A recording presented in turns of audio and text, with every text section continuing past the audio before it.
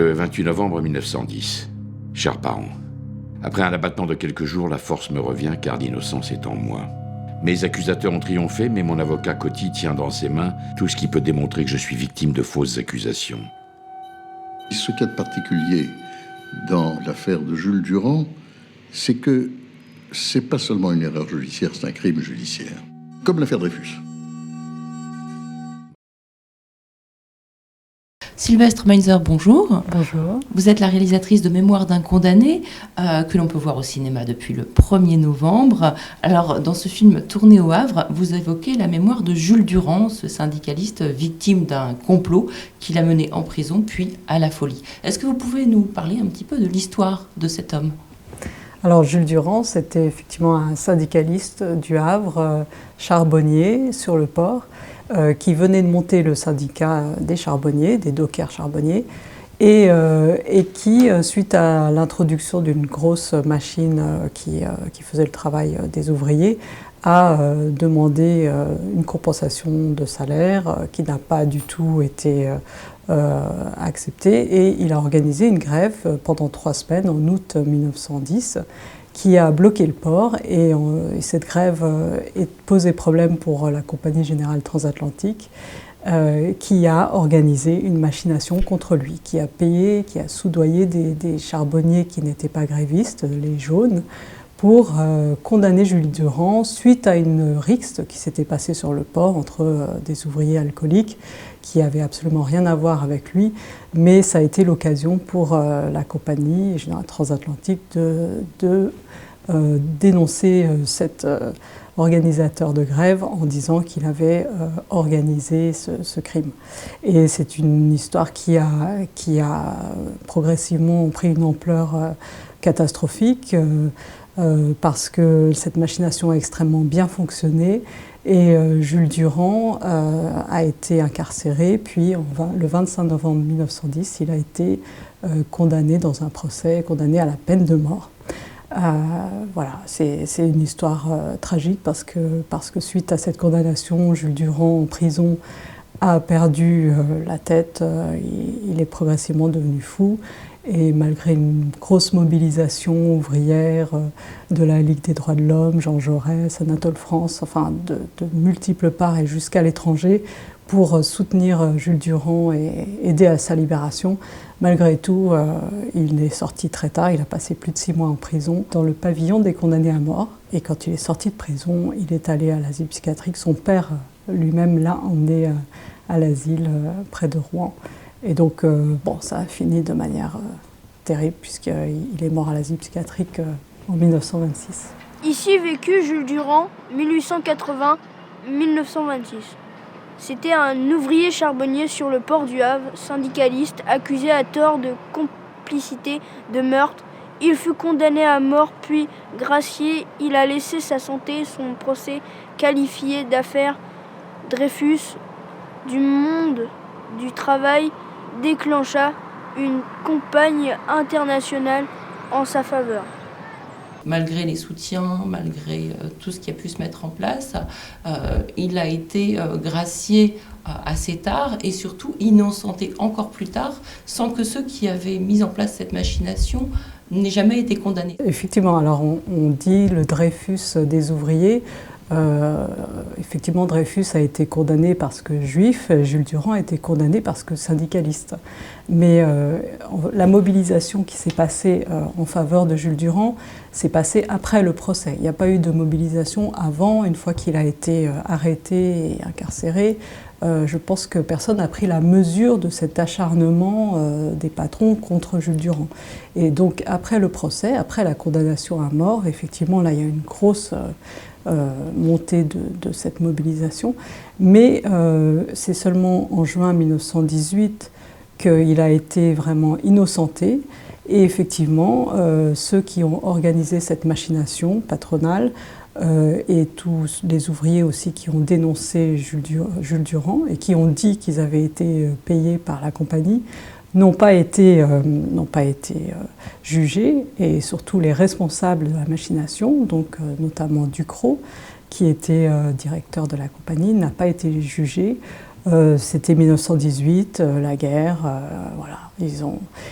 Il reste quand même cette mémoire, cette histoire reste très forte et quelque part elle n'est pas terminée, quoi. Et il y a encore du chemin à faire. Comme dit un juge dans le film, il y a du chemin à faire encore. Est-ce que le fait que le dossier médical, que les archives de ce procès aient disparu, a été une de vos motivations pour justement aller chercher, vous, et en faire un film? Oui. C'était à la fois la difficulté et l'intérêt curieux de ma démarche. C'est-à-dire il n'y a pas d'archives, effectivement. Elles ont bizarrement disparu, ces archives. Bizarrement, enfin, on sait qu'elles ont été confisquées ou elles n'arrangeaient pas, elles posaient problème sans doute. Mais du coup, sur quoi s'appuyer? Alors il y avait 2 portraits de Jules Durand avant sa condamnation, en homme libre, militant, même bien habillé, peut-être à l'occasion d'un mariage, quelque chose comme ça.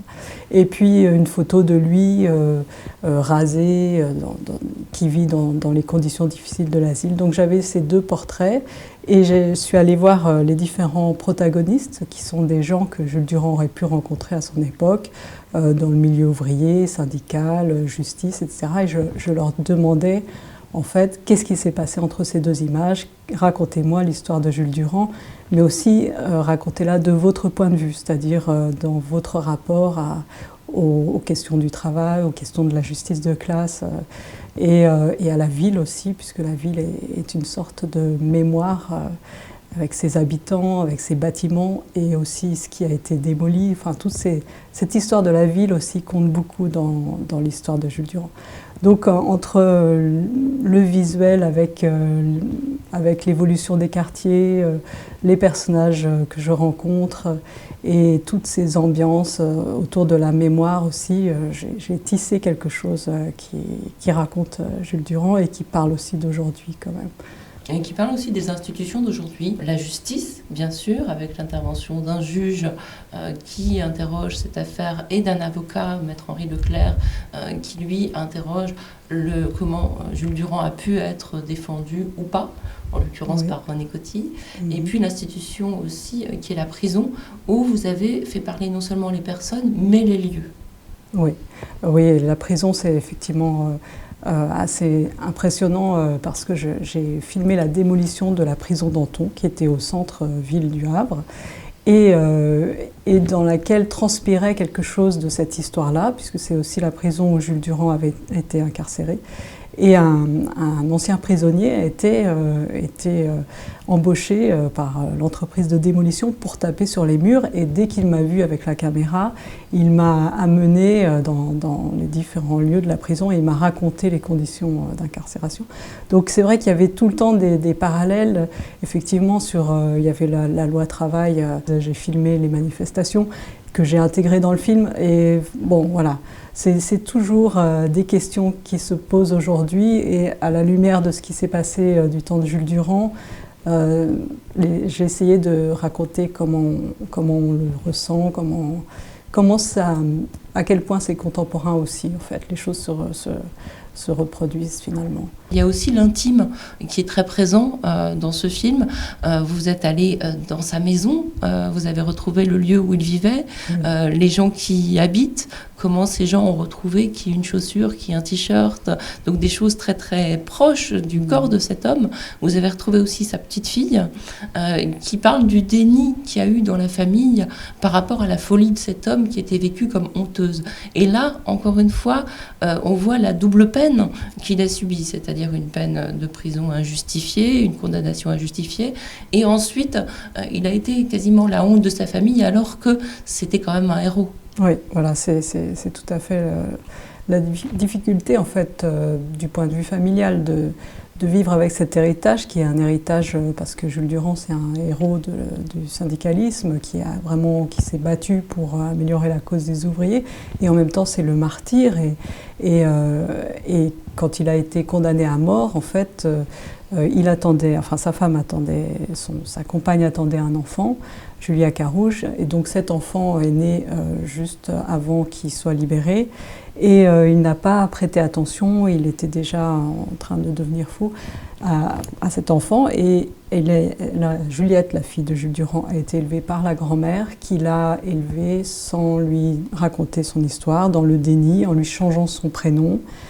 Juliette s'est fait appeler Lucienne, et elle a appris dans la cour de l'école qu'elle était la fille d'un condamné à mort, et ce qui est un traumatisme évidemment. Et bon, c'est une femme qui a vécu toujours de manière très difficile dans son rapport à la réalité, et c'est seulement en 1961, avec la pièce d'Armand Salacrou, Boulevard Durand, qu'elle a enfin compris qu'elle était la fille de Jules Durand et ce que c'était cette histoire exactement. Donc c'est à la fois, en racontant l'histoire de Jules Durand, il y a énormément de différentes approches, et l'approche familiale sur cet héritage est effectivement très fort. Et concernant la maison de Jules Durand, ce qui était merveilleux quelque part, c'est que j'allais voir quelqu'un que je connaissais, je savais qu'il allait pouvoir témoigner de cette histoire, et à sa place, parce que cette personne était morte, il y avait un enfant, une famille avec des enfants qui m'ont conduit dans la maison, qui m'ont montré où est-ce qu'il avait pu habiter, et qui du coup, ça devenait très incarné parce qu'eux-mêmes, avec leur regard d'enfant et d'innocent quelque part, pouvaient témoigner de cette histoire qui était forte et qui est forte dans la mémoire populaire, enfin dans la mémoire de ces quartiers, quoi. Donc il y a des surprises dans les tournages, et ça c'en était un qui était aussi un cadeau qui est intéressant. Et alors, est-ce que vous avez pu montrer déjà le film au Havrais, parce que ça a été bien sûr le cadre de votre tournage. Vous montrez la ville, vous montrez le port, vous montrez les bateaux. C'est un film aussi qui replonge dans cette ambiance qui n'a peut-être pas tellement changé d'ailleurs. Vous montrez des photos d'époque, mais à la fois cette immensité des quais, des conteneurs, des gros bateaux, c'est toujours un petit peu la même. Est-ce que les Havrais se sont reconnus dans ce film? Ils se sont reconnus dans le film, et c'est même au-delà du Havre. Je l'ai présenté récemment près d'Avignon, il y a quelques jours, et là il y avait des dockers qui m'ont dit on s'est reconnus complètement, même si on n'est pas du Havre. En fait, ce qui a changé, c'est effectivement le rapport à cette mémoire ouvrière dans ces quartiers, puisque les municipalités actuelles de droite essayent de balayer cette mémoire, qui est une mémoire rouge. Mais ce qui n'a pas changé, c'est le fait que cette histoire compte. Et effectivement, de le montrer au Havre, c'est toujours très intense, parce qu'il y a une réception très forte. Et bon, même le chiffon rouge qui est chanté à la fin est repris dans la salle. Enfin, c'est très très beau, quoi.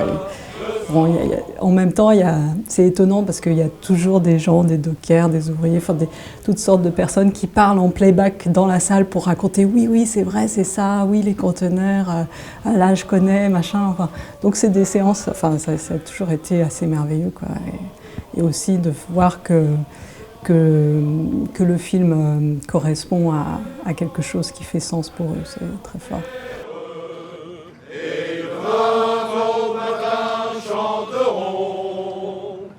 Compagnons de colère, compagnons de combat, toi que l'on faisait taire, toi qui ne comptais pas, tu vas pouvoir enfin le porter, le chiffon